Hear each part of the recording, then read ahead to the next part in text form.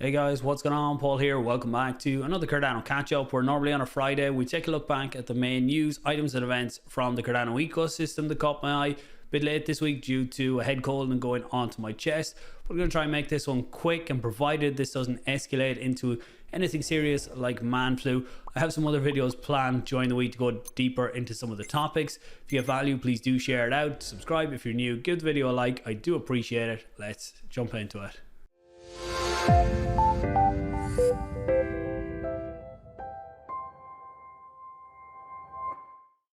Okay, so one of the videos I planned to do tomorrow is on meme coins on Cardano, because there's a lot of hype on it at the minute, people on both sides of the fence, but with everything that's going on, I couldn't not mention it here. So very quickly, if you look at the trading volume for Cardano native tokens in the last 24 hours, I just put this tweet out to show that the top three for Cardano are SNEK Coin, Pepe Blue, and World Mobile Token. So the first two are meme coins.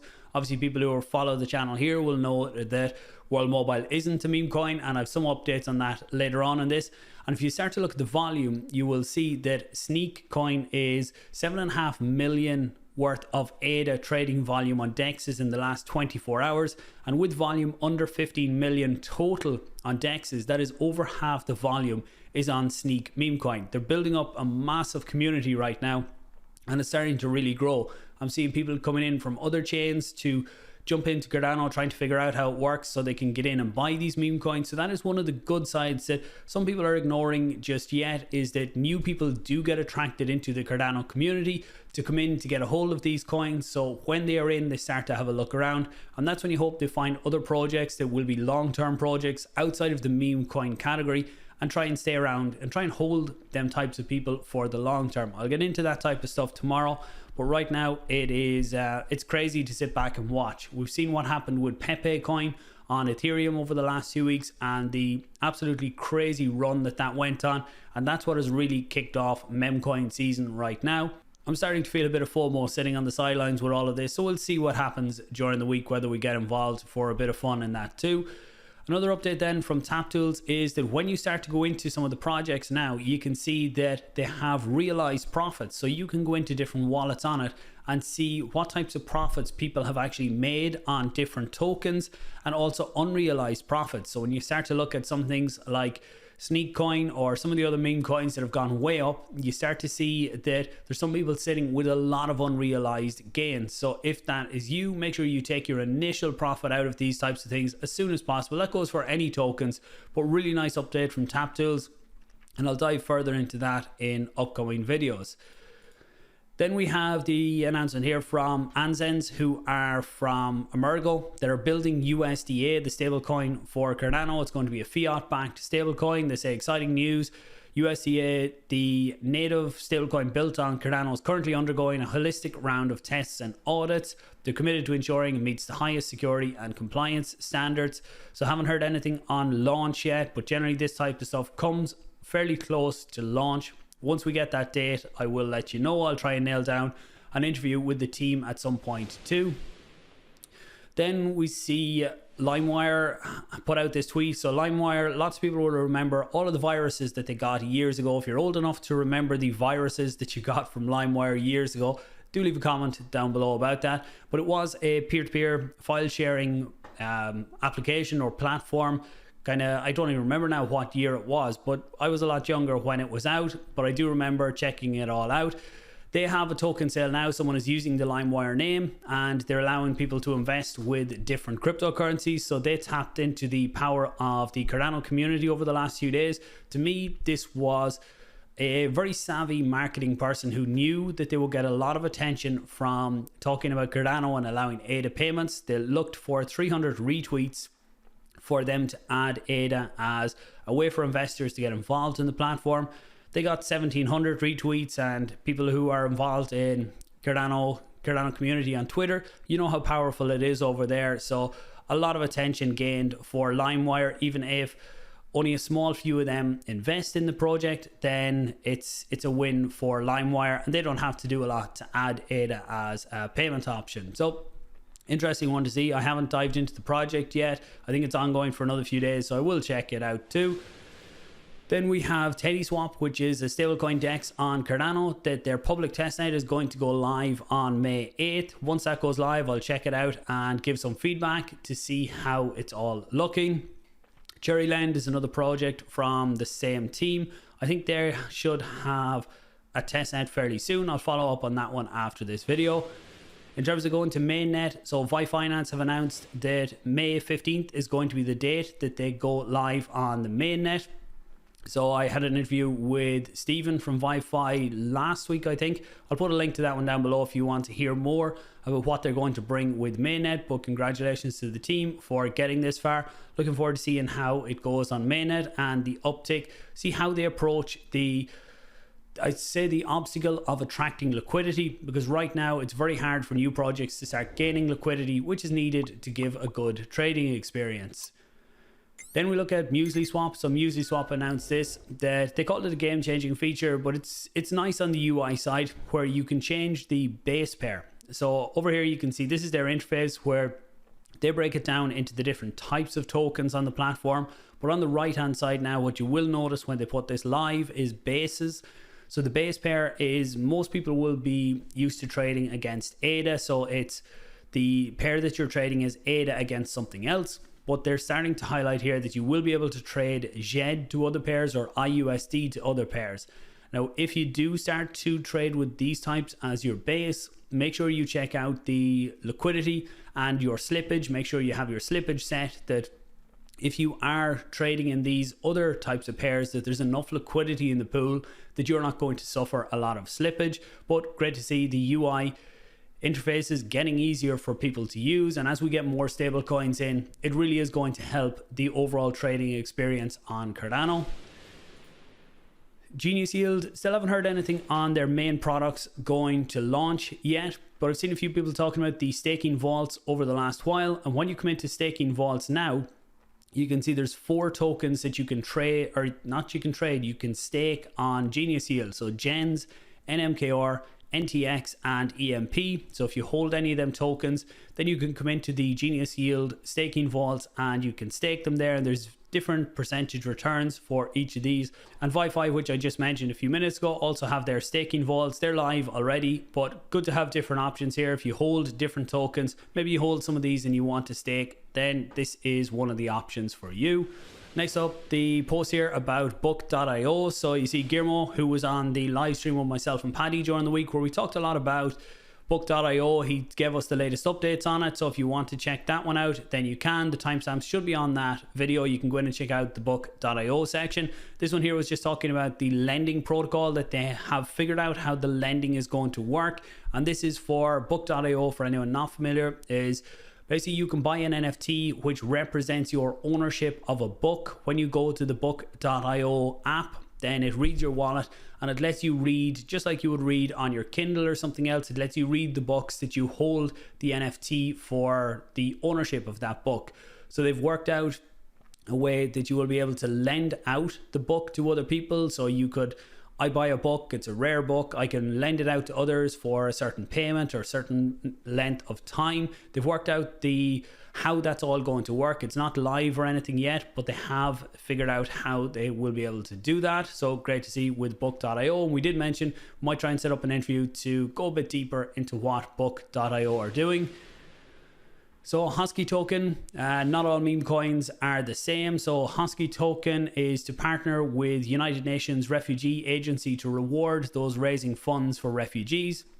So UNHCR, who I will have an interview with in the next week to figure out what they're doing and how they're utilizing the Cardano blockchain to help the cause that they are working for.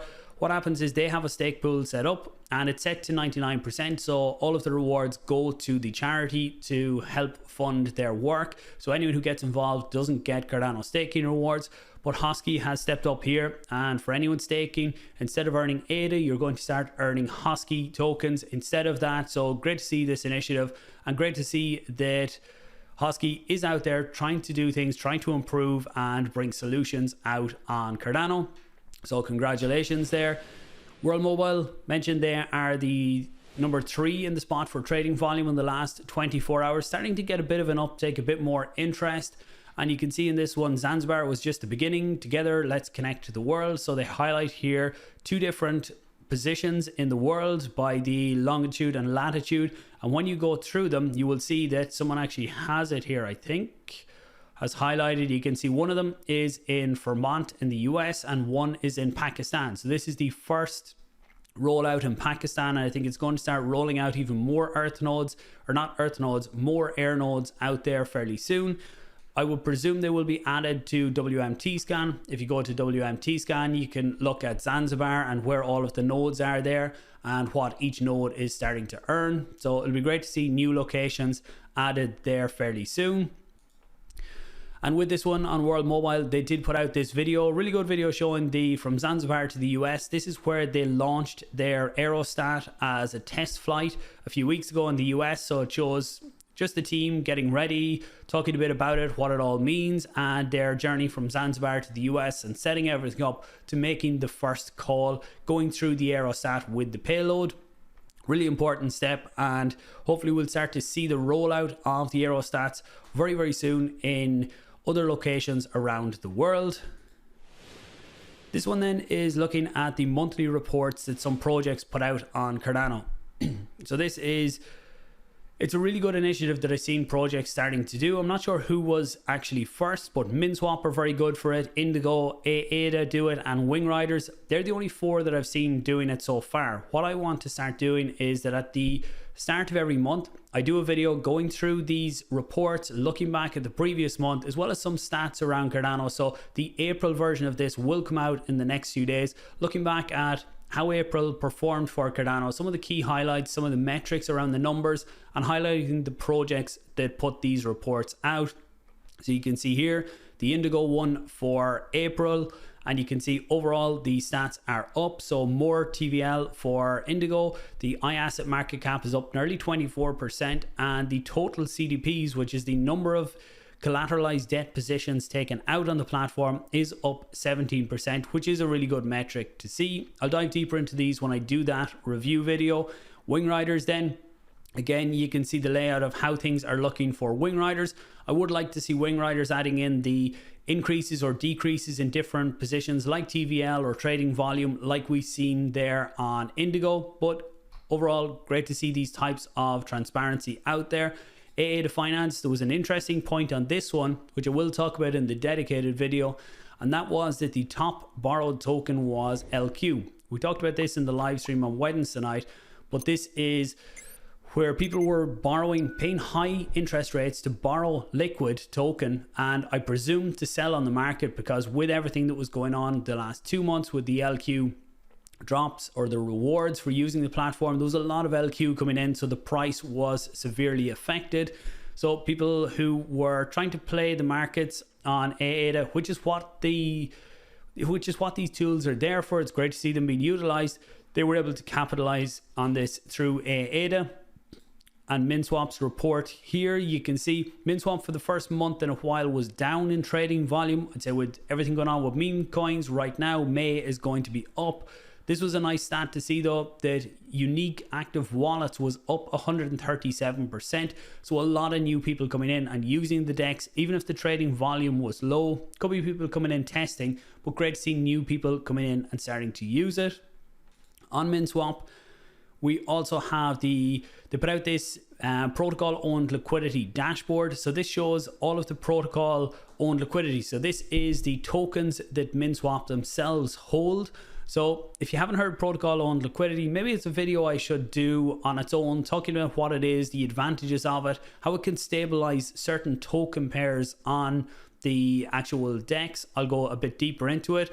But you can see when people they talk about their fee switch here, which we've talked about a few times, in that they take a small percentage of the fees, that the trading fees on the DEX, and they put that back into the ADA min pair on the DEX. So you can see here now how much they actually own, the liquidity tokens that they hold, as well as the ADA and min launch bowl assets. So anyone who went through the launch bowl, Minswap got a small amount of tokens in turn for facilitating the launch pool. So you can see with Indigo and Makosi, they have tokens in both of them pairs. I'll do a deeper dive into this and talk more about protocol owned liquidity and the advantages that that can bring to the platform and tokens on it. Next, we have one that again I'll dive into in the April review, monthly on chain stats coming out from the Cardano Foundation. So looking here that the transaction types, interesting to see 30% were smart contracts, 49% were simple, and 29% were metadata without smart contracts. So this is including some extra information in transactions, but it wasn't done through a smart contract. So that's the summary of transactions in April. Native tokens up 1.5%, wallets up 1.2%, smart contracts up 3.5%, the delegated wallets slightly up, and the transactions up 2.49%. We'll dive a bit deeper into that and other sources of data when I do the monthly review. One that Input Output put out a few days ago was on the Cardano native tokens are a game changer for blockchain, and talking all about the advantages of using Cardano native tokens. Talked a bit about this on the channel before, and I will link this one below for anyone who wants to read a bit more on it. But on a high level, your native tokens are treated as basically first-class citizens on Cardano. They aren't created through a smart contract, so that means that there's no ability to freeze the tokens. No one else can come in and blacklist certain addresses. Everything is free-flowing. Lots of other advantages there, like inheriting the security, but this is a really good thread to get an introduction to it, how they work, and some of the advantages of using native assets. April development highlight from Input Output, which we talked about in Wednesday's live stream, and I will touch on in the video during the week looking back at April. Emurgo's hackathon, I've mentioned this the last 2 weeks, but anyone who hasn't seen it, a few more details out on the hackathon. They do have a Discord open that you can go in and check out. So if you are looking to build on Cardano, get involved in this and maybe get some funding, then now is definitely the time to get involved. And a thread that I will highlight and put a link to down below is Ada Whale. Anyone on Twitter following Cardano, I'm sure you know of Ada Whale.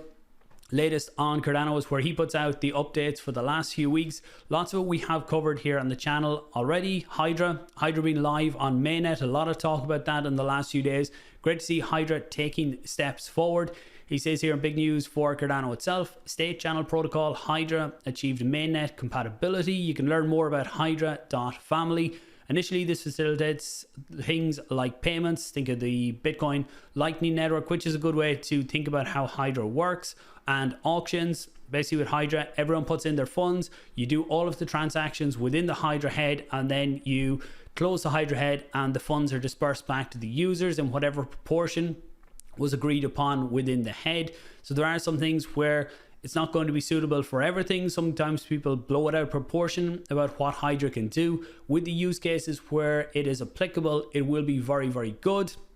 And hopefully we'll start to see more of them coming out over the next while. But links to all of that will be down below.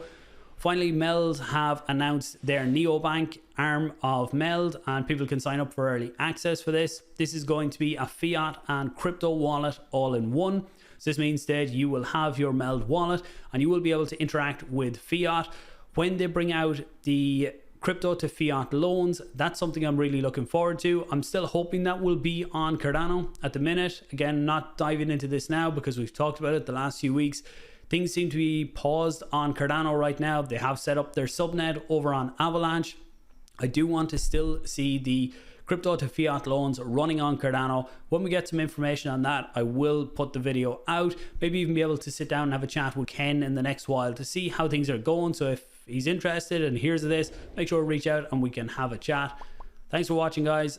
Hope you got some value. Hopefully the audio came through okay with the way that I'm sounding, and I will talk to you soon. Thanks for watching.